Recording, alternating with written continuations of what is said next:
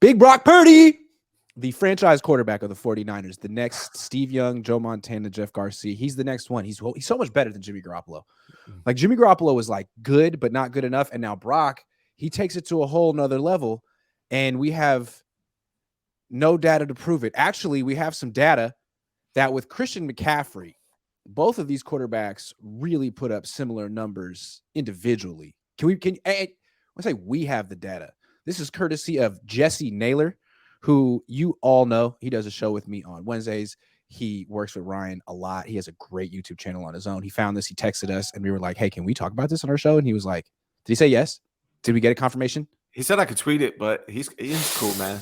Jesse, I know he's watching right now, too. Yeah. This is all Jesse. Jesse, 100%. You're smart. We're done. Thank you. Sports. Yeah. Last Second Sports, baby. All right, break it down. All right, so he texted us this information just about 15 minutes ago. It's talking about basically Jimmy and Brock Purdy both played 5 full games together. So Jimmy in those 5 full games, which was the Chiefs, Rams, Cardinals, Chargers, Saints, he had a 71% completion percentage, 245 yards per game, 2 touchdowns per game, and 0.4 turnovers per game. Brock Purdy had also 5 full games with CMC, which was the Bucs, Seahawks. In the regular season. Yeah. In the regular season. Washington, Raiders, Cardinals. And he had a 69% completion percentage, 219 yards per game, 2.4 touchdowns per game, 0.4 turnovers per game. So 2 points less in the completion percentage for Brock. About, 26 yards less yards per game for Brock. Now, he did have 0.4 more touchdowns per game. So that was the difference for Brock. He's better in the red zone. No doubt. But the turnovers were the same. So very similar numbers. It feels like Brock is way better than Jimmy to me. And I still would take him over Jimmy because I like his mobility and I like how he played in the red zone. But the numbers are shockingly similar. Yeah, and I think people just I assumed when it was happening that Brock was just on a whole different level than Jimmy. But I think what happened was Jimmy's always kind of fallen under expectations. He was the highest paid player in the league for a while. He never lived up to that. Brock exceeded expectations like with his first throw in the NFL.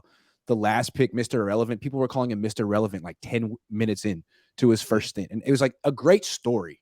So that was part of it. And then also they started scoring more points per game. But when you step back, you realize a lot of that was the defense forcing turnovers. When you just break it down to what the quarterback does on his own. Yeah. The difference was the red zone, and that is a nice difference. But 219 yards per game, like a lower completion percentage than Jimmy throwing the same kind of short passes. I think there's reason to say, like, you know what, this may not be a franchise quarterback. This might be a younger Jimmy, a cheaper Jimmy, a more mobile version of Jimmy, but a very similar version of quarterback. I mean, I'll take it at 900,000 compared to 20 whatever Jimmy. Honestly, that's what Jimmy should have been making the whole time. No disrespect. That much is far better because you can put great people around Brock and pay guys to make the team stronger. But this is what I've been saying this whole time, and I know a lot of people get mad at me, but I'm just not sold on Brock Purdy yet. To me, he seems like a mid-level quarterback. I don't know if he'll ever be elite top 10. That's just how I feel. Agree. And I think before we go negative there, let's spin it another way. This is clearly the CMC effect. Jimmy and Brock had the same numbers almost with CMC on the field. That's huge. And so where I would take this as a step further is, could we please see Trey Lance with Christian McCaffrey before we throw him out, before we run him out of town? Please, I'd like to see it. If he's no good with Christian McCaffrey, that's reason for concern. But we haven't seen it yet. We've seen him play. Go back and look at the running backs he's played with in his 4 starts. The one time he had a completely healthy Elijah Mitchell, he won. For the whole game, he was healthy, he won. So I'm just pointing that out. I think that's one takeaway. Yeah, and I think it's good that I reiterate, man, I'm not sold on Trey Lance either, obviously, but I'm not ready to write him off. I just want to see if he can be elite. If he can't, I'll be the first one to tell you I don't think he can be, and let's find someone else. That's my goal as a fan, and what I want as a fan is an elite quarterback. Bring us back to the glory days, because I'm an old guy, man. I just want an elite quarterback for the 49ers. A friend of mine asked me this question, and I'll just ask it to you. When was the last time the 49ers identity was their offense? The quarterback was there. Ooh, you know what? That's a great question. And I would have to say it's back when the DeBartolos on the team. Ever Yeah. since the Yorks came here, they've kind of tried to turn this team into the Bears.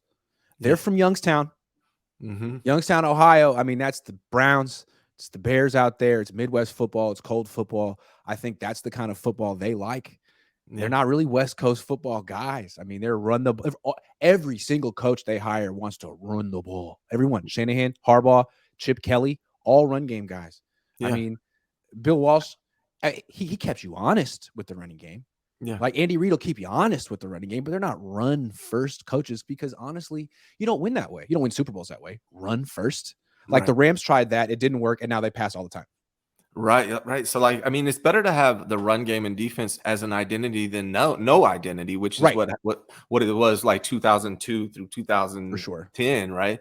So it's better to have this identity than no identity. But I would prefer. Well, hold on though. From 2006 to 2010, they had Frank defense. Gore, Patrick Will. They were building that identity. It's just they had a coach who wasn't really ready for it. Then Harbaugh put it all together, but it was a very similar style of identity. Tough. Right. But what do the Super Bowl winning teams have over the last 5 years? What is their identity? Oh, franchise quarterback. Yeah. Franchise quarterback. It's pretty much that simple. Yeah. That's what I'm longing for, man. I just want an elite franchise quarterback. I don't think it's Brock. I want to see if it's Trey. But if it's neither one of them, I'll be the first one to tell you, let's move on. But they need to find out if it's Trey because they've learned a lot about Brock, and the numbers say he's a lot like a cheaper, younger, more mobile version of Jimmy, which is nice. But that's not a franchise quarterback. We already determined that Jimmy Garoppolo's modest skill set is not good enough. I mean, Brock's is modest too. And so I don't feel what they're trying to say is, look, like Brock is so good that we can just basically stop the Trey Lance project. Like, yeah, we gave up 3 years of first round picks for him. And yeah, we only gave him 4 starts, but Brock is just so amazing. Brock is Kurt Warner. So sorry, Trey. Like, no. Brock's a nice story. Brock's a nice asset, but he has not established himself as a franchise quarterback. You gave up way too much for Trey Lance to just be like, oops, oh, well, we have our guy anyway. We found him a different way. Like, nah, you haven't established that. You don't know what Trey is. You got to find out what Trey is. And I think they're going to this year one way or another. Like, and that's kind of where I get like dark and bleak with this team. Like, you can start whoever the hell you want to start week 1, but I know you guys don't really protect the quarterback. It's not something that you emphasize from your play calling to your personnel to any of it. So Trey's going to get his chance one way or another. It's a kind of you don't ever want to predict injuries like, oh, Brock's going to get hurt, or because that's morbid and not fair, but it's just a pattern. We got to be honest here. If you're betting money, that's the direction you're going. I wouldn't bet money on freaking Brock Purdy playing 17 games this year. Like, you could throw your money away in other ways. Yeah, right. Like, and so there's two things. Like, again, it doesn't mean that you can't win a lot of games with Brock Purdy or even a Super Bowl. I think it's possible, but everything has to fall into place when you have a quarterback like Brock Purdy. And so everything just has to go perfectly. So can they win a Super Bowl? Sure. Is it likely? Are you playing to the patterns of the NFL over the last 5-6 years? No, you're not. And then the other thing is that I brought up yesterday on, I think it was on my Twitter account, is that what's really crazy about this, Grant, is the only way that this quarterback controversy is going to end this year is if both quarterbacks play and one plays bad. Yeah. Because if one quarterback plays, they don't win a Super Bowl.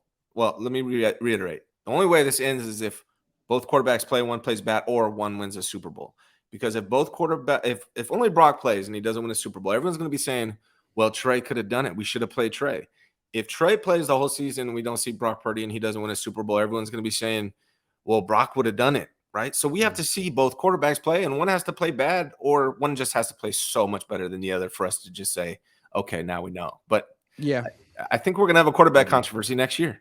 I agree. I just want to come back to Kyle for a second in his system. It's a run first. We're talking about it's a run first system, and it works so well in the regular season. It's complementary football. It helps your defense. You run the clock, but I don't think you can win Super Bowls that way anymore.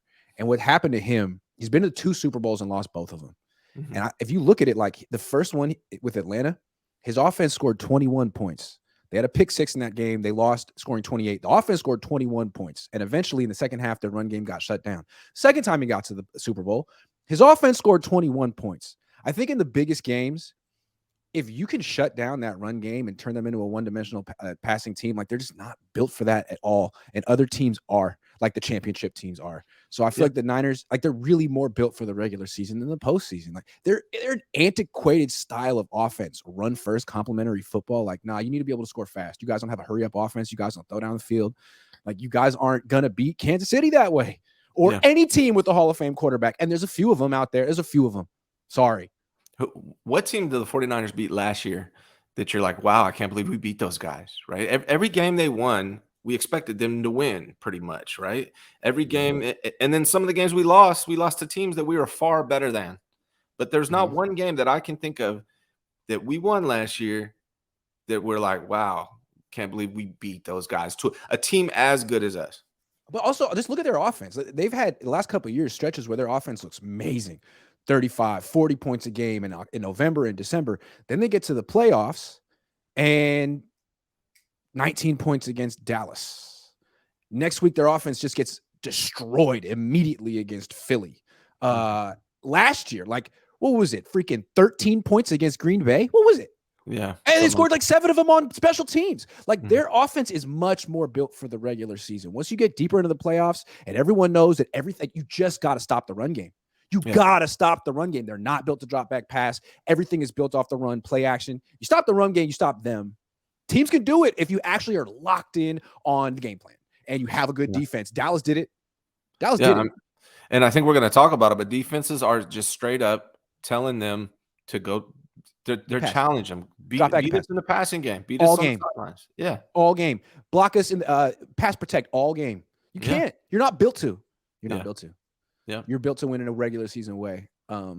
That's the adjustment I hope they make this year. I'm hoping that there's some kind of an adjustment, but I don't know if they can. I don't know if it's just Kyle. Starting Colton McKivitz at right tackle doesn't signal that adjustment. Maybe next year if they spend a first-round pick on an offensive tackle. But right now, to me, they're saying is, who cares? We're going to run the hell out of the ball this year. We have a quarterback who's going to start week 1, who's going to have no offseason in Brock. We're going to run the freaking hell out of the ball. Okay? You can win a lot of games in regular season that way. I know you can win 14, 15 maybe, but what's going to happen in the playoffs? You really going to win a Super Bowl like it's 1972? Really? Are you sure? Or like it's 1997, like the way you did with your dad did? I don't think you will, man. I don't think you will. If Kyle Shanahan, let me ask you this: if Kyle Shanahan had a quarterback that was elite, top 10 type quarterback, do you think he would do things the same way? So do you think my question, I guess, is, do you think it's the quarterback hindering Kyle Shanahan, or do you think this is just what Kyle Shanahan wants to do regardless? If Kyle Shanahan had a top 10 quarterback, that's like saying if I had $1 billion, like I don't, and I won't. And there's a reason. Like, why won't I don't know. I mean, well, you think he had a top 10 quarterback in Matt Ryan, right? He had a top 10 quarterback in Matt Ryan. And still in the biggest game of the season, they scored 21 points. They scored nothing in the second half. But they did take shots down the sidelines more during, at least. And they didn't hit him. Yeah. I mean, however it looked, the end product was exactly the freaking same. So I don't know. And it's like his offensive approach is the same no matter who his quarterback is. We're a run first team. We're complementary football. We're going to set up play action with the run. It's like, great, man. That's going to work 95% of the time. But against Tom Brady in the Super Bowl, well, you have to take the lead early. Your defense has to be elite. You have to take the lead early, and you just run out the clock. And he did that in both Super Bowls and still freaking lost. How about that, Kyle? All I know is that Sean McVay had the same trees, the same offensive philosophy. The Shanahans are all run first coaches. He went to the Super Bowl. He scored 3 points. They don't run the ball anymore, at all. They try. They suck at it. They still won a Super Bowl. It doesn't really matter. They adjusted with the league. Yeah. They have pass protectors on the offensive line. I mean, they don't care about the outside zone. The Niners are like, oh my God, we have to preserve the outside zone because my dad did it and I do it too. And it's so important. It's like, is it really? Is the run game that important? I mean, you have to do it. You have to look at Andy Reid. He has Isaiah Pacheco. They run the ball. You have to honor it. Yeah. But it's not like you go into the game being like, okay, first things first, we're stopping this run game. Like, no, but that's how you face the Niners. If there's anything we're going to stop this week, we have to stop the run game. And you see like 5, 6 guys on the defensive line, and they really don't have the drop back passing game to take advantage of it in big games against good defenses. And that's what's been missing from Kyle Shanahan's offense for a long time. I don't think he has a Super Bowl approach to offense.